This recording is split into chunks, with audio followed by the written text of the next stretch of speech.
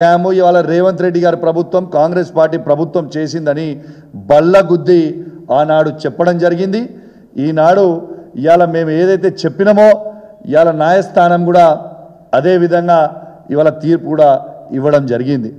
మరియు రేవంత్ రెడ్డి గారు ఇవాళ ఈ గ్రూప్ 1 పోస్టులని 563 పోస్టులని అమ్ముకొని డబ్బులు తీసుకొని ఇవాళ రిజల్ట్ ఇచ్చింది అనేది ఇవాళ క్లియర్గా కూడా కనపడతా ఉంది. ఇలా రేవంత్ రెడ్డి గారు ఖచ్చితంగా యువతకు అందరికీ కూడా ఇవాళ జవాబు చెప్పాల్సిన అవసరం ఉంది. మీరు ఏ విధంగా గ్రూప్ 1 పోస్టులను అమ్ముకున్నారు, ఖచ్చితంగా రేవంత్ రెడ్డి గారి మీద సిబిఐ కేసు వేయాలని నేను బీజేపీ వాళ్ళని కూడా నేను డిమాండ్ చేస్తూ ఉన్నాను. ఇలా ఆనాడు బాగా మాట్లాడిన బండి సంజయ్ గారు ఇవాళ సిబిఐకి ఇవాళ తనే హోమ్ మినిస్టర్, ఇవాళ దీంట్లో అక్రమాలు జరిగినాయని స్వయంగా కోర్టే చెప్పింది. ఇవాళ బండి సంజయ్ గారు ఇవాళ రేవంత్ రెడ్డి గారి మీద మీరు సిబిఐ ఎంక్వైరీ కోరండి అని చెప్పి నేను డిమాండ్ చేస్తూ ఉన్నాను. ఎందుకు కోరరు? ఖచ్చితంగా మీరు కోరాలని నేను డిమాండ్ చేస్తూ ఉన్నాను. మరొక్కసారి రుజువైంది ఇలా కేసీఆర్ గారి నాయకత్వంలో ఇలా బీఆర్ఎస్ పార్టీ ఇలా ప్రజలకి జనతా గ్యారేజ్ లాగా ఉన్నదని ఇలా మరొకసారి రుజువైందని చెప్పక తప్పదని చెప్పి సందర్భంగా తెలియజేస్తూ ఉన్నాను. అది గ్రూప్ 1 ఎగ్జామ్లు నిరుద్యోగ యువత కావచ్చు, ఇవాళ అదేవిధంగా లగచర్ల రైతులు కావచ్చు, ఇవాళ హైడ్రా కావచ్చు, ఇలా ప్రజలకి సమస్య వస్తే ఇలా కేసీఆర్ గారు గుర్తొస్తూ ఉన్నారు. ఇలా వస్తూ ఉన్నారు మా పార్టీ ఆఫీస్కి వచ్చి మాకు ఈ సమస్య ఉంది ఖచ్చితంగా మాకు చెప్పాలని చెప్తా ఉన్నారు. నేను ఆ రోజు దీని మీద గ్రూప్ 1 మీద మాట్లాడినప్పుడు ఇదే కుర్చీ మీద ఇక్కడి నుంచే ప్రెస్ మీట్ మాట్లాడితే ఇవాళ ఇదే రేవంత్ రెడ్డి గారు కాంగ్రెస్ ప్రభుత్వము నా మీద ఎస్సీ ఎస్టీ కేసు పెట్టిరు. ఎంత విచిత్రం ఇది! ఎస్సీ ఎస్టీ కేసు పెట్టి ఇక విచిత్రం ఏంటంటే ఇవాళ పోలీసు వాళ్ళు భవన్కి వచ్చి సీన్ ఆఫ్ అఫెన్స్ ఎట్లయింది ఏమైందని అడిగే పరిస్థితికి వచ్చింది. వీళ్ళకి ఇట్లా పిచ్చి గిట్ల లేచిందా ఏమైందని అర్థం కాలే.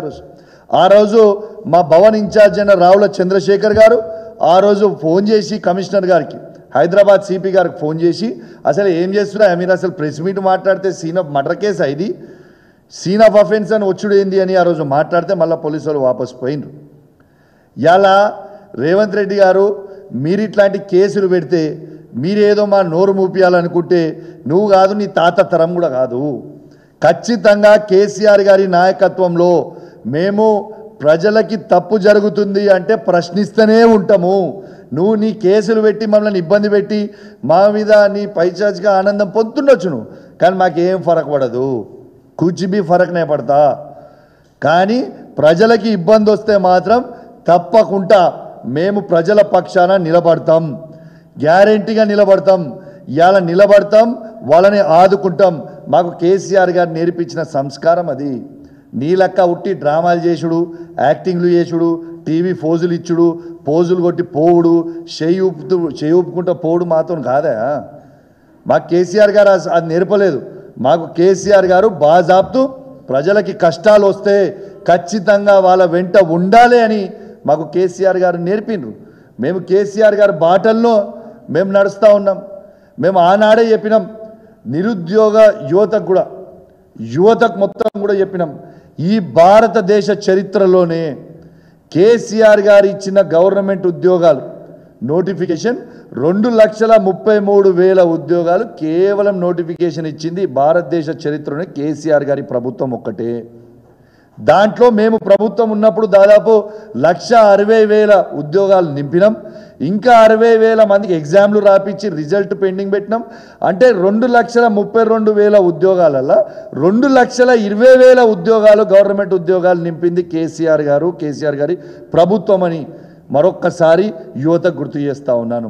అదేవిధంగా కేటీఆర్ గారు, కేసీఆర్ గారి నాయకత్వంలో కేటీఆర్ గారు కూడా ప్రైవేట్ ఉద్యోగాలు ఈ తెలంగాణ రాష్ట్రంలో బెంగళూరుని కర్ణాటకని దాటేసి 10 లక్షల ఉద్యోగాలు ఇవాళ ఇచ్చింది కేసీఆర్ గారు అనేది కూడా ప్రైవేట్ ఉద్యోగాలు అనేది కూడా మీ అందరు కూడా గుర్తుపెట్టుకోవాలా.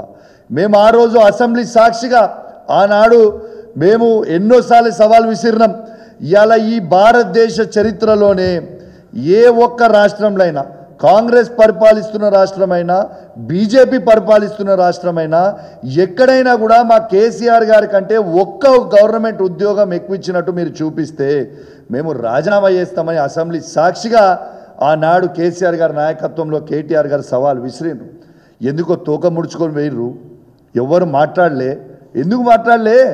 ఎందుకు చూపిస్తలేరు అంటే ఎక్కడ కూడా లేవు. కేసీఆర్ గారు ఇచ్చింది తప్పితే ఎవరు ఇచ్చింది లేదు అనేది స్పష్టంగా ఇలా యువత కూడా అర్థం చేసుకోవాలని మీ అందరు కూడా విజ్ఞప్తి చేస్తూ ఉన్నాను. అదేవిధంగా ఇలా రేవంత్ రెడ్డి గారి ముఖం ఎక్కడ పెట్టుకుంటాడు, దీనికి జవాబు చెప్పాలి. ఇలా నువ్వు ఏదో ఆ రోజు పిలిచి మాట్లాడి మా మీద కేసులు పెట్టి, మా పిల్లల మీద కేసులు పెట్టి, మా వాళ్ళు మాట్లాడోళ్ళ మీద తీసుకుపోయి కొట్టుడు, నువ్వు ఎన్ని కొట్టినా ఎన్ని కేసులు పెట్టినా దీని మీద జవాబు చెప్పాల్సిన అవసరం రేవంత్ రెడ్డి గారు ఖచ్చితంగా ఉన్నది. ఇలా హైకోర్టే ఇలా తప్పుడు తడక, ఇలా తప్పుడు చేసినావు నువ్వు, ఇలా ఖచ్చితంగా రీవాల్యుయేషన్ అని చేయండి, లేకుంటే మళ్ళా ఎగ్జామే రీషెడ్యూల్ చేయండి 8 months లోపల అని స్వయంగా ఇలా హైకోర్టే చెప్పింది. ఎస్, నేను దీని గురించి 6 నెలల ముందే చెప్పిన, మళ్ళా చెప్తున్నా గట్టిగా చెప్తున్నా వినండి. ఇలా రేవంత్ రెడ్డి గారు కాంగ్రెస్ ప్రభుత్వం బరాబర్ గ్రూప్ 1 పోస్టులు అన్నీ కూడా అమ్ముకున్నది. వాళ్ళ దగ్గర డబ్బులు తీసుకున్నారు. రేవంత్ రెడ్డి గారు సీఎంఓ ఆఫీసే ఇలా డబ్బులు తీసుకొని వాళ్ళకి పోస్టులు ఇచ్చిండ్రు. దీనికి ఇంకొక ఉదాహరణ కూడా చెప్తా మీకు, ఎందుకు ఇంత ఖచ్చితంగా చెప్తున్నా అనేది మళ్ళొక్కసారి గుర్తు చేస్తా.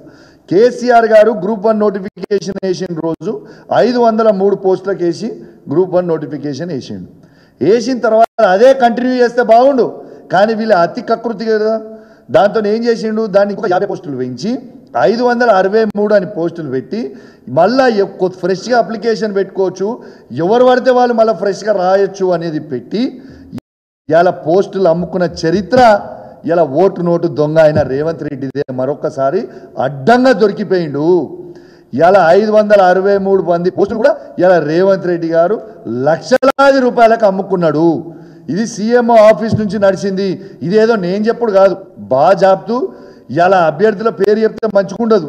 ఎవరైతే డబ్బులు ఇచ్చిర్రో రేవంత్ రెడ్డి గారి ఆఫీస్లో, రేవంత్ రెడ్డి గారి ఇంట్లో ఎవరైతే పోయి డబ్బులు ఇచ్చి వచ్చిండ్రో అది వాళ్ళే వచ్చి నాకు చెప్పిపోయినరు. అన్నా నా దగ్గర డబ్బులు తీసుకుర్రు, ఇలా పొద్దున్న నుంచి అదే ఫోన్, ఇలా నా దగ్గర డబ్బులు తీసుకొని మా పోస్ట్ ఇచ్చిరు, మరి మా ఇవాళ రద్దు అయిపోయినాయి, మా పరిస్థితి ఎట్లా అన్నా అని అడిగారు. రేవంత్ రెడ్డి గారు ఓటు నోటు దొంగ. ఎట్లయితే రేవంత్ రెడ్డి గారు ఓటు నోటు దాంట్లో అడ్డంగా రెడ్ హ్యాండెడ్గా దొంగలక్క దొరికిపోయిండో, ఇవాళ గ్రూప్ 1 ఎగ్జామ్లో అమ్ముకున్న దాంట్లో కూడా అడ్డంగా దొరికిపోయిండు. ఇది ప్రజలందరూ కూడా గమనించాలి. ఇవాళ మీకు ఒక్కటే చెప్తా ఉన్నాను, ఆనాడు పేపర్ లీక్ అయిందని కేసీఆర్ గారు ఏ రోజైతే ఆనాడు అన్నారో, కేసీఆర్ గారి దృష్టికి వచ్చిందో, కేసీఆర్ గారు స్వయంగా ధైర్యంగా తప్పు జరిగింది మేము రద్దు చేస్తున్నాము అని బాజాబ్తు ధైర్యంగా రద్దు చేసిండు కేసీఆర్ గారు. మరి ఇళ్ళ అక్రమాలు జరిగినాయని గ్రూప్ 1 విద్యార్థులు ముఖ్యమంత్రి రేవంత్ రెడ్డి గారి దగ్గర నుంచి మొదలు పెడితే వాళ్ళ మంత్రుల దగ్గరికి, వాళ్ళ ఎమ్మెల్యేల దగ్గరికి, వాళ్ళ ఎంపీల దగ్గరికి పోయి వినతి పత్రం ఇచ్చుకుంటే మీరు రద్దు ఎందుకు చేయలేదు, ఎవిడెన్స్తో సహా చూపిస్తే మీకు రద్దు ఎందుకు చేయలేదు? ఈ ఒక్క విషయమే కేసీఆర్ గారి స్టైల్ ఆఫ్ ఫంక్షనింగ్కి ఇలా అమ్ముకున్న పోస్టులు అమ్ముకుంటున్న దొంగ అయిన రేవంత్ రెడ్డి గారికి ఉన్న డిఫరెన్స్ ఇది ఒక్క లైన్లో మీరు అర్థం చేసుకోండి. దానికంటే ఎక్కువ మేము చెప్పాల్సిన అవసరం లేదు. ఇవాళ బరాబర్ రేవంత్ రెడ్డి గారు మీరు గీవాల్యుయేషన్ కాదు, ఇక తప్పు అయిపోయింది, అడ్డంగా దొరికిపోయినా అనేది ఇలా క్లియర్ కనబడుతుంది. కట్ చేసి చక్కగా మళ్ళీ ఎగ్జామ్ ఫ్రెష్గా పెట్టండి, దొంగ పనులు బంద్ చెయ్యర్రి. ఓటు నోటు దొంగ అయిన రేవంత్ రెడ్డి గారు మళ్ళా దొంగతనం చేస్తూ దొరికిపోయింది, అడ్డంగా దొరికిపోయింది. యావత్ తెలంగాణ ప్రజలు మొత్తం కూడా గమనించాలి, ప్రత్యేకంగా యువత మొత్తం కూడా గమనించాలి. దీంతోపాటు పెద్ద పెద్ద మాటలు మాట్లాడారు వీళ్ళు. రేవంత్ రెడ్డి గారు ఏం మాట్లాడిండు, రాహుల్ గాంధీ గారిని తీసుకొచ్చి అశోక్ నగర్కి పోయి మేము అధికారం వచ్చిన సంవత్సరంలోనే 2 లక్షల ఉద్యోగాల నోటిఫికేషన్ ఇస్తామన్నావు. ఏమైనా 2 సంవత్సరాలు అయిపోతుంది, ఏమైంది? నీ ఒక్క ఉద్యోగానికైనా నువ్వు నోటిఫికేషన్ ఇచ్చినవా రేవంత్ రెడ్డి? సిగ్గు లేకుండా మళ్ళీ ఎన్ని అబద్ధాలు చెప్పిర్రంటే, అసెంబ్లీలో ఒకటి తూతు మంత్రంగా ఒకటి పెట్టి ఇట్లా ఇచ్చి పంపించారు బయటికి. ఎక్కడికి పోయింది నీ నోటిఫికేషన్లు? ఏవి బాజాప్తలా మీరు సంతకాలు పెట్టి పేపర్ యాడ్లు ఇచ్చి గుళ్ళల ప్రమాణాలు చేసి మొత్తం చేసి పెట్టిర్రు. అశోక్ నగర్లో నిరుద్యోగ యువతని రెచ్చగొట్టిర్రు. రాహుల్ గాంధీ గారు మీరు పోయి సంవత్సరం లోపల 2 లక్షల ఉద్యోగాల నోటిఫికేషన్ ఇస్తామన్నారు. ఏ ఒక్క ఉద్యోగానికైనా నువ్వు నోటిఫికేషన్ ఇచ్చినవా? ఏది నీ షెడ్యూల్ ఏది? ఆ రోజు డేట్లతో సహా టైంలతో సహా రాసి మీరు మొత్తం కూడా రిలీజ్ చేసిర్రు. మరి ఎవ్వీరి మీకు చేత కాదు, కేవలం ఒర్రినట్టు ఒరుతా ఉంటావు తప్పితే మా మీద అబండాలేసుడు, కేసీఆర్ గారి మీద ఏడ్చుడు, కేటీఆర్ గారి మీద ఏడ్చుడు, హరీష్ రావు గారి మీద ఏడ్చుడు తప్పితే నీకు ఏదైనా పరిపాలన చేతనవుతుందా? నువ్వు తెలంగాణలో ఉన్న యువతకి ఎందుకు అబద్ధాలు చెప్పినావు? నేను కూడా అడుగుతా ఉన్నా, ఎందుకు అబద్ధాలు చెప్పినావు జవాబు చెప్పాల్సిన అవసరం ఉంది. తెలంగాణలో ఉన్న ప్రతి యూత్ కూడా ఆలోచించాల్సిన అవసరం ఉన్నది. ఈ తెలంగాణ రాష్ట్రంలో విచిత్రమైన పరిస్థితి. కాంగ్రెస్ బీజేపీ అలయన్స్ నడుస్తూ ఉంది. ఇది చాలా విచిత్రమైన పరిస్థితి. మీ అందరు గుర్తు చేసుకోండి ఒక్కసారి. తెలంగాణలో ఉన్న యువతను అందరు కూడా చెప్తాను, ఒక్కసారి గుర్తు చేసుకోండి. ఆనాడు కేసీఆర్ గారి ప్రభుత్వంలో పేపర్ లీక్ అయినప్పుడు బండి సంజయ్ గారు ఆనాడు ఏ విధంగా పోరాటం చేసిండు.